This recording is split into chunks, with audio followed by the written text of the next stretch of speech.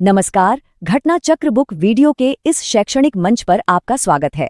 हमारा उद्देश्य है ज्ञान को सरल, स्पष्ट और सुलभ रूप में आप तक पहुंचाना। आइए आरंभ करते हैं अध्ययन और सफलता की इस यात्रा को। नमस्कार। आज हम भारत की एक ऐसी नीति को समझने जा रहे हैं जिसने देश के सामाजिक ताने बाने को हमेशा के लिए बदलने का वादा किया था। ये जमीन, शक्ति और न्याय की कहानी है। ये है भारत की भूमि हदबंदी नीति। तो इस नीति की गहराई में जाने से पहले आइए एक बुनियादी सवाल पर सोचते हैं। क्या किसी समाज में जमीन का मालिकाना हक और शक्ति के बीच कोई सीधा संबंध है? उस वक्त के भारत के नीति निर्माताओं का मानना था कि इसका जवाब हाँ है, और इसी एक सोच ने एक ऐतिहासिक सुधार की नींव रखी। देखिए, इस सुधार के केंद्र में एक बहुत ही साफ और बहुत बड़ी समस्या थी। भूमि के मालिकाना हक में जबरदस्त असमानता। जरा कल्पना कीजिए, आजाद भारत की तस्वीर। एक तरफ कुछ गिने चुने लोग हैं जिनके पास हजारों एकड़ जमीन है, तो दूसरी तरफ करोड़ों की आबादी है जो पूरी तरह से भूमिहीन है। तो ये सिर्फ कोई आर्थिक सुधार नहीं था, जी नहीं। इसका लक्ष्य तो कहीं ज्यादा बड़ा और सामाजिक था। सोच ये थी कि समाज में असली बराबरी तब तक आ ही नहीं सकती जब तक जमीन रखने की एक हद तय न कर दी जाए, और जो भी जमीन उस हद से ज्यादा है उसे उन लोगों में बांट दिया जाए जिनके पास कुछ भी नहीं है। ये न्याय और बराबरी का एक बहुत ही साहसिक दृष्टिकोण था। तो सवाल ये है कि इतनी बड़ी, इतनी क्रांतिकारी सोच को हकीकत में कैसे बदला गया? मतलब एक फिलॉसफी, एक ठोस पॉलिसी कैसे बनी?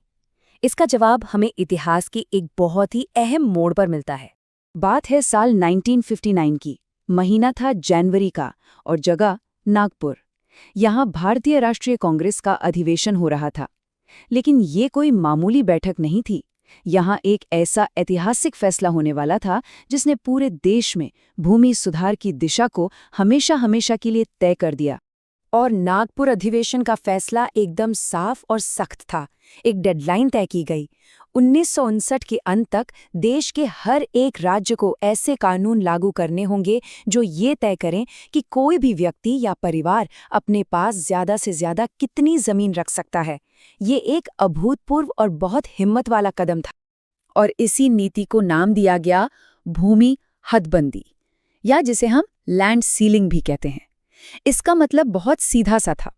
सरकार एक सीमा तय करेगी कि कोई भी व्यक्ति या परिवार मैक्सिमम कितनी जमीन का मालिक हो सकता है, और उस सीमा से ज्यादा की किसी भी जमीन को सरप्लस यानी कि अतिरिक्त घोषित कर दिया जाएगा। ठीक है, तो हदबंदी होगी, ये तय हो गया। लेकिन इसका असली मकसद क्या था? सरकार आखिर इस पॉलिसी से हासिल क्या करना चाहती थी? क्योंकि ये सिर्फ बड़े बड़े जमींदारों से जमीन लेने भर की बात नहीं थी। इसके पीछे एक बहुत गहरा सामाजिक और आर्थिक नजरिया काम कर रहा था। देखिए, इसके मकसद कई थे और सब एक दूसरे से जुड़े हुए थे। पहला, जमीन के मालिकाना हक में जो भारी असमानता थी उसे कम करना। दूसरा, इस असमानता से जो समाज में ऊंच नीच पैदा हुई थी उसे खत्म करना। तीसरा, भूमिहीन मजदूरों का शोषण रोकना। और सबसे जरूरी, जो भी अतिरिक्त जमीन मिले उसे भूमिहीनों में बांट देना। ये सारे लक्ष्य एक दूसरे से गहराई से जुड़े हुए थे। तो इरादे बहुत नेक थे और फैसला भी ऐतिहासिक था। पर कागज पर योजना बनाना एक बात है और उसे जमीन पर उतारना बिल्कुल दूसरी। इतने बड़े पैमाने पर इस नीति को लागू करना ये अपने आप में एक बहुत बहुत बड़ी चुनौती थी, जिसके लिए एक जबरदस्त एक्शन प्लान की जरूरत थी।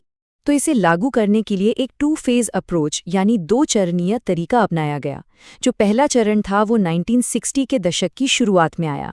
इसमें हर राज्य ने अपने अपने कानून तो बनाए, लेकिन जमीन रखने की सीमाएं काफी उदार थीं और एक व्यक्ति पर लागू होती थीं। बाद में 1972 के आसपास दूसरा चरण आया। इस बार कानूनों को और सख्त बनाया गया, हदबंदी की सीमा को कम किया गया, और सबसे बड़ा बदलाव ये हुआ कि अब जमीन की इकाई व्यक्ति नहीं बल्कि परिवार को माना गया, ताकि लोग कानून से बच न सकें। तो हमने इस नीति के क्यों और कैसे को तो समझा, लेकिन सबसे बड़ा और सबसे पेचीदा सवाल आज भी अपनी जगह कायम है। क्या ये इतनी महत्वाकांक्षी नीति, जिसने भारत के ग्रामीण समाज का चेहरा बदलने का वादा किया था, वाकई में अपने महान लक्ष्यों को हासिल कर सकी? इसकी विरासत में उम्मीदें भी हैं, सफलताएं भी हैं और बहुत से अनसुलझे सवाल भी हैं जो हमें इस पर और गहराई से सोचने के लिए मजबूर करते हैं।